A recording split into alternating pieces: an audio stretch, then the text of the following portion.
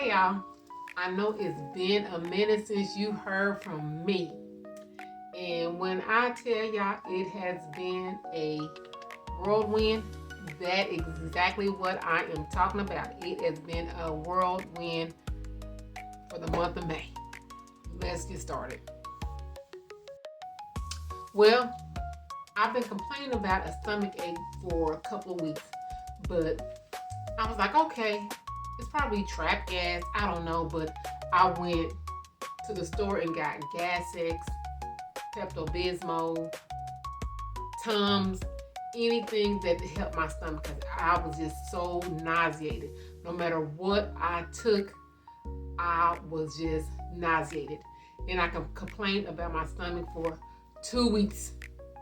2 weeks, and I finally got fed up and had to do something about it. So I said, I am going to go to the doctor because I cannot take it anymore. I went to work Wednesday, I had a fever. Then that Thursday, I went into work. I'm no longer having a fever. And I went into work. And then I said, I can't take it no more. I am nauseated even when I swallow. Everything just tastes funny. I'm like, my stomach is just hurt. So I went to the doctor. I went to work, called my daughter, told her to come and take me to the hospital. I wasn't going to go because after I laid down, took some Motrin, I kind of felt better. And I'm like, oh, I feel done. But I already told my company, my job, I was going to go to the doctor. So that's where I said I was going to go. Let me go ahead and go to the doctor, to the hospital. I was going to go to urgent care, and I changed my mind about going to urgent care. So anyway, I went to the hospital. You know how you get checked in, they triage you. So in triage, everything started beeping, all this beep, beep, beep, beep, beep, beep, beep. I didn't know what it was. So next you know, the girl said, wait right here. We're going to take you to critical care. Critical care? I'm here for a stomach ache. So next you know, I see a wheelchair come around. And it's like, get in, they's like, no, we need to put her in a bed because she may be having a heart attack. A heart attack. I am here for a stomach ache. I think I might have the wrong person. So they rushed me, put me in bed. Next, they start taking off all my clothes and everything. They start, they put this all this stuff on my chest and nothing. And then I was like, oh, explain to me what is going on because I am totally lost. I came here because I was nauseated and I want something to help me with this nauseated stomach. So they explained to me that my heart rate was almost 180. If you know anything about a heart rate, it's supposed to be from 60 to 100. Mine was at 180. I'm lost again. I'm blown because I never had heart issues. I'm back there. I'm in critical care. From critical care, I went to critical care, and from critical care, they said, okay, we're going to go ahead and get her to take a CAT scan.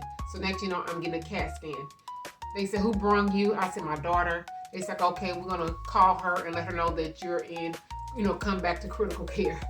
Because, y'all, I'm like, I don't have heart issues. I was just here for my stomach. So that was Thursday. They said, well, we want to run some more tests. And all the tests we need to do can only be done when you're admitted into the hospital. So they had to admit me in. So that was Thursday, Friday. They said, you probably go home by Saturday. We're going to check and run some tests, go home by Saturday. So the first medicine they put me on, the first medication they put me on was raising my blood pressure even higher. So they ended up putting me on blood thinners and took me off that medication. Oh, on top of that, they had to give me 2 bags of magnesium because they said my magnesium was real low. Magnesium supposed to be at 1.8 or 1.7 and up. Mine was at 1.5. So go figure. And from there, now I'm just gonna speed you all the way up.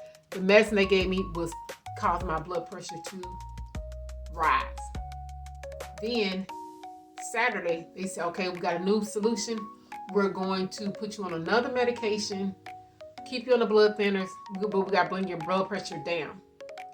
So that medication was bringing my blood pressure down, but it was making my heart rate speed up. So my heart rate is speeding up, but my blood pressure kept dropping. So now that was Saturday. Sunday is Mother's Day. Mother's Day, my family came up to visit me. We went down to the cafeteria, and I was like, y'all, I don't want to be a Debbie Downer, but I don't feel good. Take me back to my room.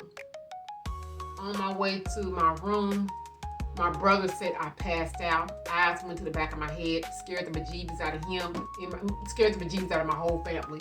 So I'm still in the hospital. So after I passed out, they was going to resuscitate me, but I ended up upchucking. And so that, they knew I was coming back to at that point, because I ended up, upchucking, throwing up. So quite crazy, right? And so it's like, okay, we're going to come up with another solution, put you on some different medication, and come up with another solution.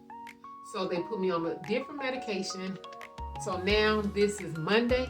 So Thursday, Friday, Saturday, Sunday, Monday, 5 days in, Monday.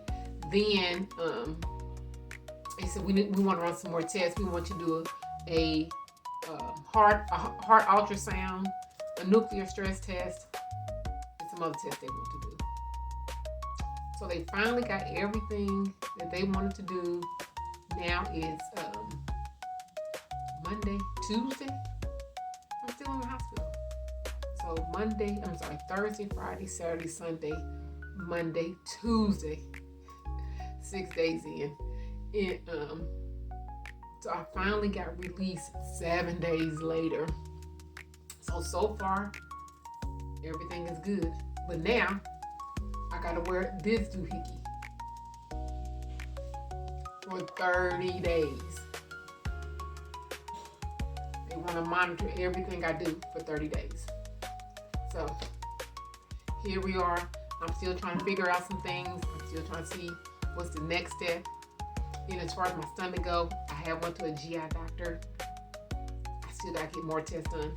I'm not 100%. I'm right at between 80. I think I'm at 80%, but almost 90. So yeah, between 80 and 90. But this new medication causes dizziness, and boy, do I get dizzy at times. So that's the updates. Once I know more, I share more. Talk to you later.